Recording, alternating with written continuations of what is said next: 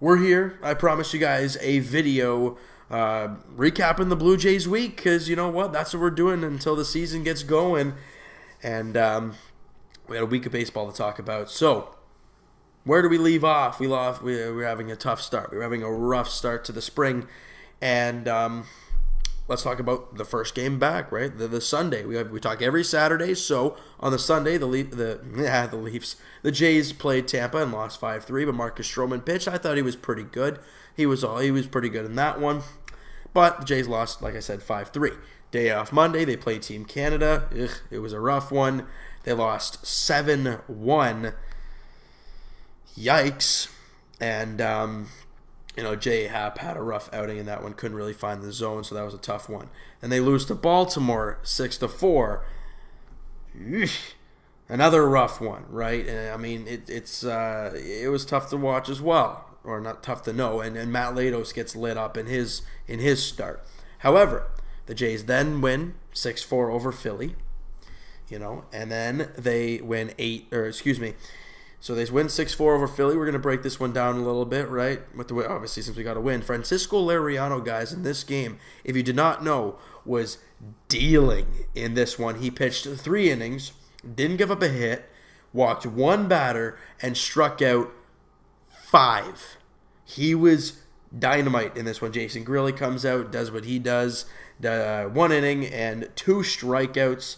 I thought he was impressive. Joe Smith, guys, has not had a good spring whatsoever. Just hoping it doesn't continue into the regular season.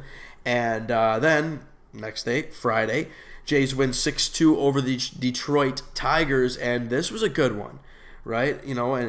And somebody we don't really know, but has been, having a pretty good spring, if you ask me. Casey Lawrence, 29 years old. I understand he's not going to be a big name for this guy, but he's having a pretty good spring. He pitched 3 innings in that game and gave up 2 hits, 2 walks, 4 strikeouts, didn't give up a run, and his ERA in the string is 1.13. Bo Schultz was good. Aaron Loup was good. His ERA in the spring is 2.70, which is very good, but calm down. It's Aaron Loup, guys.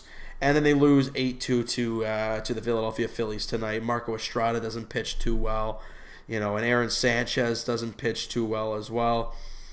So let's just throw that, and JP Howell's been having a rough spring as well. So let's just throw all this aside, right? Let's talk about some positives. Jose Bautista has been lighting it up in the spring, absolutely tearing the cover off the ball. And I mean, I don't know about you guys. I would assume you're feeling the same way. But I have this feeling that Jose is going to rip the ball apart this year. That's just my feeling. I mean, if it happens, it might happen. It might not. We don't really know. That's why we watch.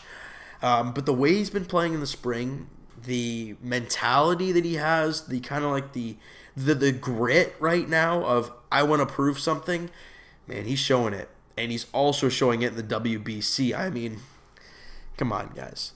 I know it was against Canada. I get that.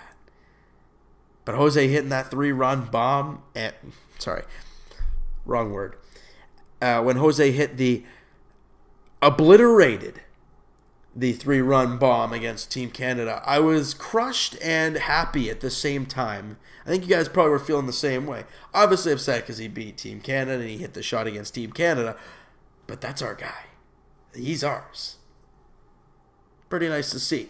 And Marcus Stroman, obviously pitching for U.S., faced the Dominican Republic today. Oh, and he was dealing. I mean, Marcus Stroman was... Whoa, excuse me, I apologize. Marcus Stroman was fantastic in that game against the U.S. He was absolutely stellar. And with the spring being... Well, what the spring is, it's supposed to get you ready for the season. This is kind of what it is for Stroman. And he pitched 4 2/3 in the game against the Dominicans, and we're all scoreless. He struck out 4 guys, and they scattered 3 hits in those 4 2/3 innings. He was dynamite. He was really, really good, and that's something good to see. But you know what, Mark? We know Marcus Stroman is really, really good in those big moments, in those big games, right? We know that's what that guy is. And man, did he show it today against the Dominicans? I mean, when you did really, really good against an unbelievably talented Dominican Republic team, and you hold them to 3 scattered hits through 4 2/3, and you strike out 4. He was really good. But as for the Blue Jays spring training, they're 4-9. Not really good. But come on. That doesn't mean anything to us. We don't care about the standings or the stats. We care about how are our guys doing. Are they okay? Are they doing all right? Are they pitching well? Are they hitting well? Are they seeing the ball good? We can't tell some of those, but we can tell from the stats if they're hitting the ball well, if they're pitching well. So, hey, we're getting really close to Blue Jays baseball, guys. We're under a month away. I mean, we're about almost 3 weeks away. Oh, I can't wait. I just can't wait. I can't wait. Oh, my goodness. I think you guys are more almost crazy excited like I am. Just because we know what the season, we hope the season is going to bring some big things for this team, right? I mean, I think that's all what we want. And I got to say a few things just before we end off the video. Kevin Pillar is hitting 500 in the spring. He's doing unbelievable. Kendrys Morales, obviously over 2 tonight, but he's hitting 438 in the spring. Obviously, Bautista playing fantastic, and Jared Saltalamacchia is hitting 357, and he's had a couple home runs in the spring so far. That's pretty good to see.